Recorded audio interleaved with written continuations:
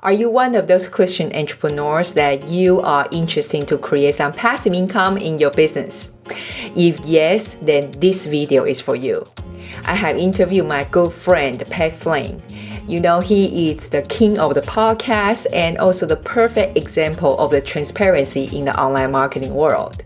If you know a little bit about his story, he started his journey from being laid off from his corporate job and to now generating over six-figure monthly revenue, especially when it comes to passive income.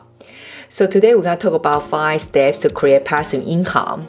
And we also dug deep in the behind the scene, the preparation, the mindset wise.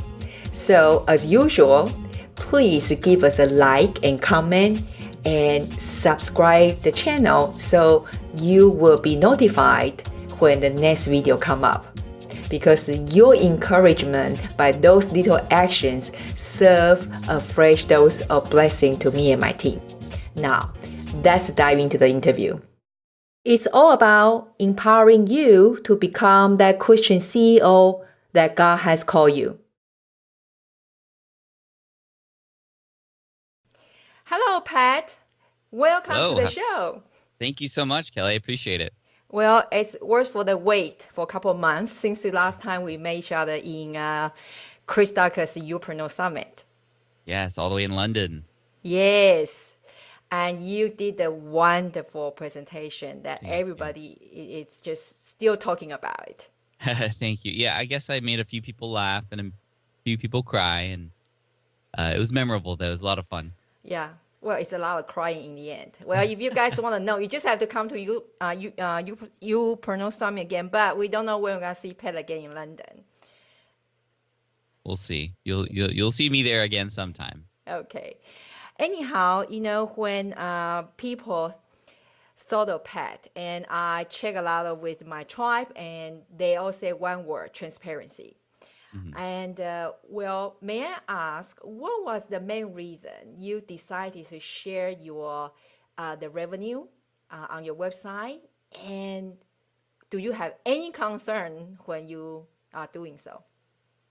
Yeah, I mean, I started smartpassiveincome.com back in 2008. This is back in October, actually. And the reason I started it was because I had started a business helping people pass an exam in the architecture industry. Mm-hmm. So quick story, I was laid off from the architecture industry, and I kind of survived the layoff by helping people pass this exam online. And that business quickly took off, and everybody started asking me how I did that, and was it real, and, you know, could they do it too? And I had never gone to business school or anything like that, and I had built this business online, so I decided to share everything that I learned because I didn't even know this was possible. And it took me getting laid off to realize that it was. And those opportunities exist for everybody. So I decided to start smartpassiveincome.com. And in that first month, I decided to just be very open with my numbers because nobody was doing that. And everybody else who was teaching online business at the time was very secretive of all that was going on. And they were keeping their secrets locked up in a box that you had to pay, thousands of dollars to get access to and all this stuff. And like, who knows if it was real or not? I figured, you know what? Like, I'm not even going to try and make money from Smart Passive Income. I'm just going to give it all away for free. And I'm already doing well in my architecture business. So why not just for the first month, just show people how much I had made from launching my study guide. And so I decided to share those numbers openly. And actually, I was just going to do it for 1 month. But then that really apparently just caught people off guard in a way that was very positive. I got so many positive feedback saying, man, nobody's doing this. This is so inspiring and so motivating. Thank you so much. I hope you continue to do it. And so then the next month I showed that my numbers had grown and what I had done to do that. And people, again, were like, oh my gosh, I can't believe you shared it a second time and now your income has grown and you showed us some of the things you did to make it grow. Like, I'm going to try that in my business too, or this is so inspiring. So then I just kept it going. And, I've never had any real concerns about it. I've had other people who've been more concerned about it because, obviously it's kind of taboo to share all of your income up front like that. It is something that now that the business has grown to where it is now, I'm making over 6 figures a month. It is something that I have a little bit of concern about now because of just, I have kids and it's just one of those things that might attract the wrong people at this time. So I'm making decisions whether or not I want to continue to do it just because of where I am in my business now. But it was absolutely necessary for me personally in the space that I was in at first because of nobody else was doing it. It's really what helped me stand out. And it's just one of those things that, like you said, a lot of people kind of know me for is the transparency. And can I still be transparent without the income reports?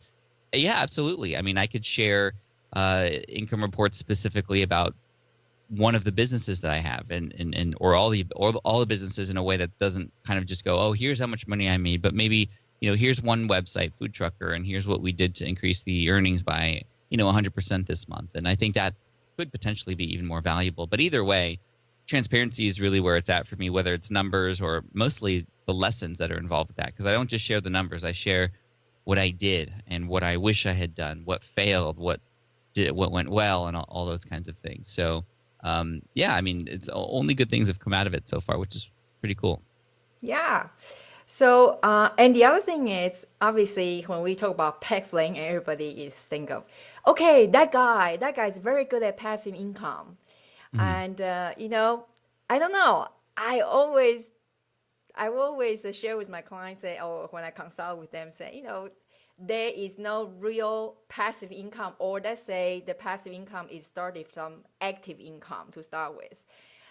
Can you define for us what's passive income for you? Yeah, passive income to me is building online businesses that they take advantage of systems of automation that you can create, which allow for things like transactions, cash flow, and even growth to happen without requiring a real-time presence.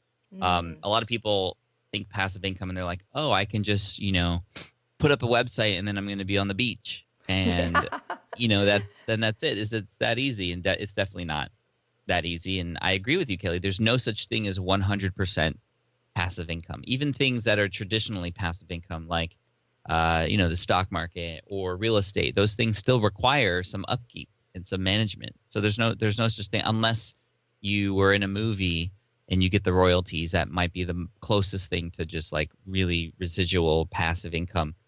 But the reason why passive income is important is because it allows for flexibility with your time. You're not trading X hours for X times dollars anymore. You can invest time up front, put things into place, very active income, or maybe even no income at first, very active work. And then with software, with building a team, all the things that we know about, we can remove ourselves from the business and the business can still continue to work for you.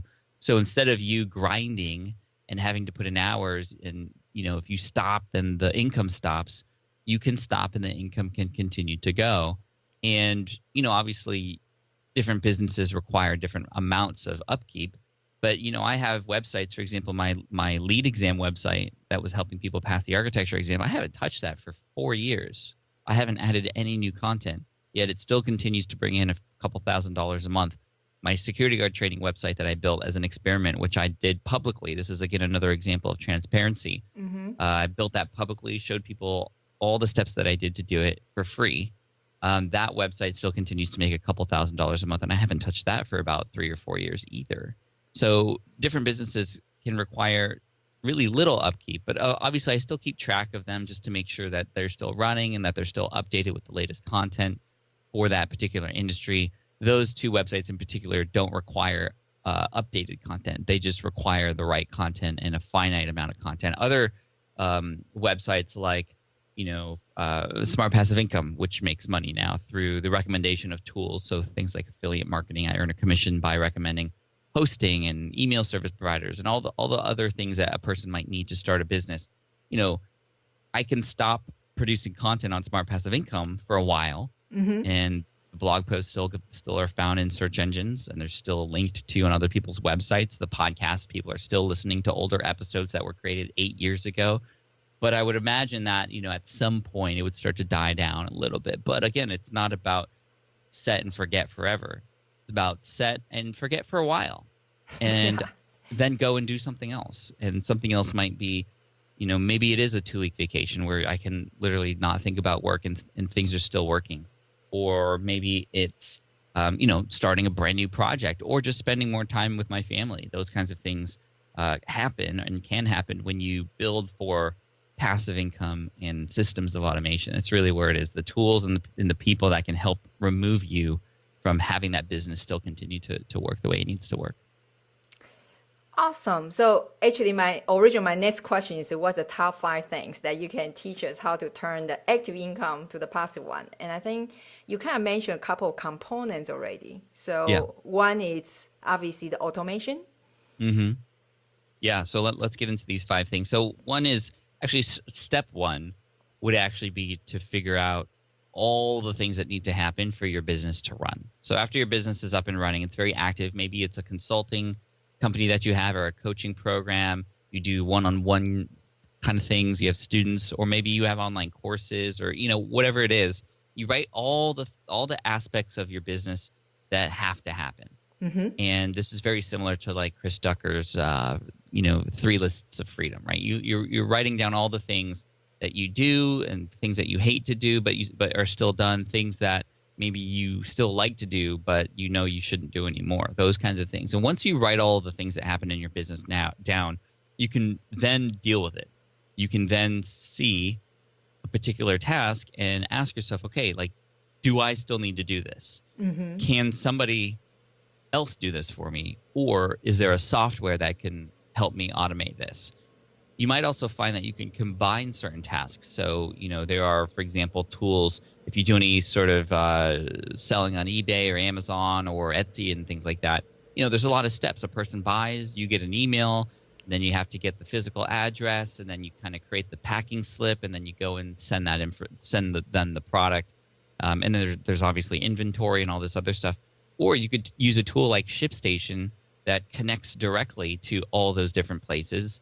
Even if you're selling in all of them, when you make a sale somewhere, you automatically get printed out a packing slip on a sticky that then you can put on a box. So it kind of cuts out like 5 steps for you right away. So those are examples of using software, mm-hmm. which would be the second step, like is asking yourself, can you use software to help you automate?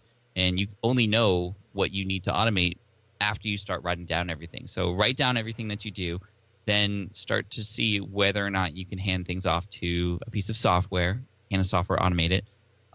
If a thing still has to have a human being, if, like, for example, there's customer service and other aspects of your business that might require some personalization, can that person be somebody else and not you?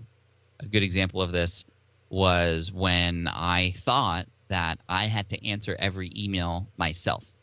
And I soon realized that that was going to be impossible, especially as I started to grow. Back in 2012, I think it was, or 13, I looked at my inbox and I saw that I had 10,000 unread emails. It was just crazy. I couldn't manage that anymore. So thanks to Chris and many other people, I got some advice to go and hire somebody to manage my email, which I didn't know was going to be so beneficial, because then she became my email filter, deleted any emails that I didn't need to see, was able to answer or forward people to blog posts and podcast episodes that already answered those questions for me before I even saw them. And then really teaching me that I only had to look at a certain amount of emails, not all 10,000. There were only a few that only I could answer myself, and she could handle the rest. So again, automating parts of my business by having a human being under there. That's step number 3. Step number 4 would be to also check in to see, well, maybe there's different kinds of business models that you can use that can help you serve your audience in a more automated fashion. So perhaps you do a lot of coaching, and maybe you do one-on-one.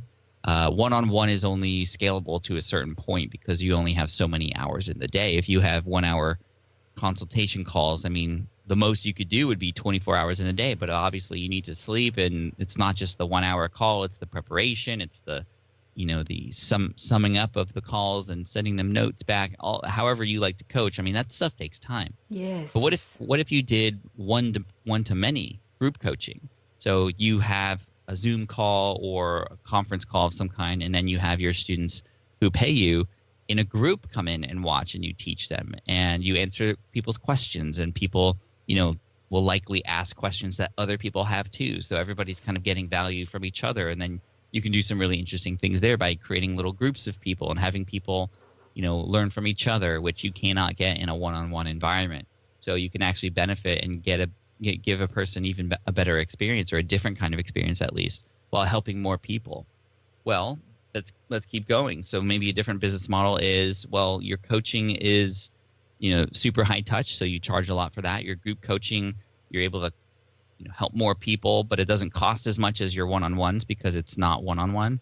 But then let's keep going. What about an online course where you are helping a ton of people without them getting access to you? Or maybe it's only access to you in a very short office hours window once a week or something like that. That's a way that you can serve even more people without you doing it. And now the content is there helping them in a way that you would help people normally, but it's already put in modules and lessons, and it helps walk people through that process again automatically. And you're able to serve more people that way, and you can start making sales and make sales in your sleep if you get it right with Facebook ads, or your organic traffic, finding it, or however you want to do it. You're now removing yourself, but you're still able to help serve people. And then I think the fifth and final thing that you could do in terms of passive income would be to, sometimes passive income is not necessarily about creating new things. It's about being more efficient with the things you're already doing. So, even something as high touch as coaching, for example, there's a lot of steps that go along with that, finding and maybe having a 1 hour consultation call before that person decides whether or not they want to work with you, sort of like a what's called a get fit call. Is this a good fit for us? Yes or no? Well, those calls take a lot of time. Well, maybe you can be more efficient, and it's not an hour, but maybe it's 30 minutes. Maybe the onboarding process for your group coaching is going to be more efficient, something that could be done in half the time. Maybe the way that you keep track in notes when you work with people one-on-one, maybe that's more efficient, and you have systems in place and other team members who are helping you. You can always do things a little bit more optimized. And I think, looking into your business and determining, okay, well, not what can I do that's new, but what can I do faster and more efficiently and with keeping up the same quality. That's a good way to start the process of becoming more passive too. Yeah, exactly. It's that sometimes we are so, trapped as an entrepreneur. We want to kind of do everything ourselves. The way we think is like, nobody is doing this better than me. Right. Yeah, but that cannot grow. So, okay. So Pat, I always enjoy. Well, I'm spoiled because inside Upreneur, we get to see that some clip of you on stage, and then your on stage performance. It's bar to none. It's fun and it's emotional and everything else. So I'd like to ask you a few fun questions if you don't mind. So what is your favorite color? Blue. And favorite food? Buffalo wings. Okay. How about medium. book? How about book? My favorite book always changes because I'm always reading all the time. But I think, I have to give a shout out to Gary Keller and Jay Papasan, who wrote The One Thing. Yes. Very important in the life of an entrepreneur is one thing at a time. Yeah, me too. And how about movie? Favorite movie? Wow. Back to the Future, obviously. Okay, except that one. I mean, that one, everybody knows you love it. So. Oh, okay. Well, then I like Star Wars too. Okay. I'm an 80s kid. How about hero? Favorite hero would be Elon Musk. He, to me, is a hero because he's doing things for the sake of humanity. And he's able to think in a way that's very different than all of us. We have these limits in our brain about things that are possible and the things that we can do. And he's like, no, we're going to go and colonize Mars. We're going to, disrupt the automobile industry and all this stuff that most people would think would be impossible. He's able to do and not even blink an eye at the fact that those things can happen. So I'm trying to think more like him. What big things would I want to accomplish? And, he has these major goals. I think my goals and all of our goals are always so small. Yes. Because we fear failure because we don't think big. and that's why he's a hero to me. So if I ask you between podcast, audio podcast, and video, which one you like more? I've been going on a video kick lately. I've been going pretty heavy on YouTube, and I'm really enjoying YouTube, especially for the creativity and the community there. It's much easier to find YouTube videos than to find podcasts. So, but I have to say, the podcasts are still going strong for me, and the emotional connection that you can have with somebody on the other end of your show is just unlike anything else. It's because of the way that a person consumes the podcast on the go and for way much more time, and it's just easier to create too. So I have to say, even though I love video right now, I have to say I still am in love more with podcasting, and anybody who's getting started, I would still recommend starting with a podcast. Yeah. What is your thought on the Alexa briefing? I think Alexa briefings are interesting. It's kind of the new platform right now that people, especially podcasters, are exploring. Alexa, I think I don't even know how many millions of Alexas there are in people's households. And, those are always opportunities, because briefings are, if you imagine a person waking up in the morning and go, "Hey, Alexa, what's my briefing?" It goes through a series of whatever that person chooses to listen to in the morning, from weather to traffic to maybe you. And, the briefings are typically much shorter. So for anybody who wants to be on Alexa like that, you kind of have to, either take segments of your show and create a new RSS feed, or create a new sort of segment. Because for me, my show is too long. Nobody's, a briefing means, what's a short summary or something you can do. I know a few people, for example, Johnny Dumas, he has a briefing in the mornings for people to do every day, where he reads them like a quote and inspires them in the morning, and then does a little breathing exercise. My friend Jeff McMahon does a little fitness one, so one Jeff. tip a day in the morning, which is good. So there's new listeners, and because it's so new, there's good opportunities there. But I also hesitate to just encourage everybody to go on it now, because it could be another distraction and kind of bright light that's taking you away from the things that you probably know you should be doing instead. Exactly. So the very last question, as well, in the video, I can see behind you that's a board. I think you show us in the video a couple of times. Is that all the from the fans, right? Yeah, these are, so behind me, if you're listening to this on a podcast, visualize like a 5 foot by 5 foot giant board, and on that board there's tacked on handwritten thank you notes of all different sizes and colors from people who I've helped in some way, shape, or form. And that's just a small percentage of them. I mean, I only have so much room here. I have a number of them also posted up in the front area of my studio, my video studio, because that's why I do what I do. That's my barometer for success. I know it's not necessarily as fancy as certain KPIs like conversion rates and sales numbers. Like, those numbers are important, but the more of these I get, the more successful I get, and that's what I shoot for. And that positions me in a way that I just focus always on serving people, and it's always about serving first. And if I can get a person to get such a good win out of coming across my content or listening to my podcast or watching my videos, where it helps them in some way that they feel inclined to send me a handwritten thank you note, then I know I'm doing something right. And so that's how I know that I'm every time I go to my mailbox, I look forward to reading them, because that's how I know that I'm doing the right things. And just the stories that I hear and how I'm able to transform a person's life. My favorite ones that are the ones that relate to family, that say like, "Pat, you helped me spend more time with my kids." Like, that's incredible. That's why I do what I do. So that's why they're up there. Yeah. So maybe I need so many. Can you pick one? Maybe the one of the specific moments when you open maybe that card and it kind of hit you a little bit harder than usual.